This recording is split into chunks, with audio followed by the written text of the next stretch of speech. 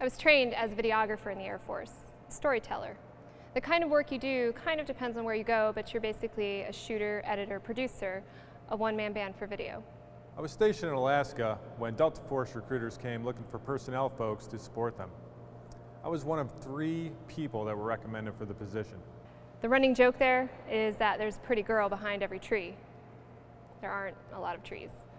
In fact, it's kind of one of those places where there's not a lot of anything, and you don't think about it until somebody says North Dakota, and then you're like, oh yeah, that is the state. But then somebody said, if you want to get out of personnel so bad, why don't you just try out for Special Forces?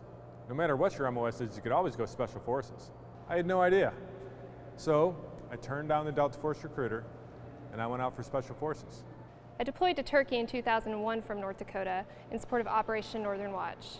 I was living in Tent City, working closely with the Turks and the Brits. My mission there was to ingest the video from the bomb drops and to edit it down for briefings. The pilots, they would stand over my shoulder as I edited, critiquing each other, judging each other's bomb drops. It struck me that it was like they were watching football plays.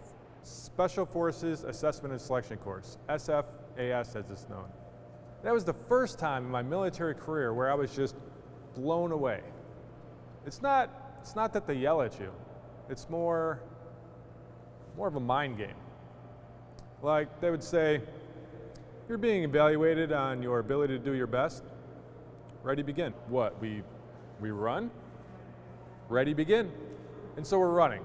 And you don't know if you're going 3 miles or 20 miles. You just know you're being evaluated, so you're trying to go as fast as you possibly can. And if it is 20 miles, there is no way you're going to make it. You're just expending way too much energy.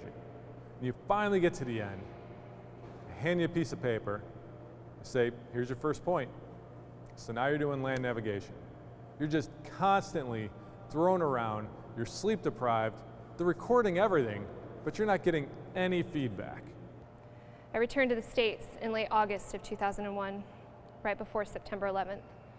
I was very fortunate. Had I been in Turkey on September 11th, I probably would have been stuck there for a while. And really, that's the thing that resonates with me most about coming back. September 11th. I was back at work and I could hear chatter in the front office, so I walked out to see what was going on.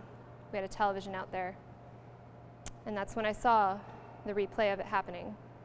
And then the second plane hit.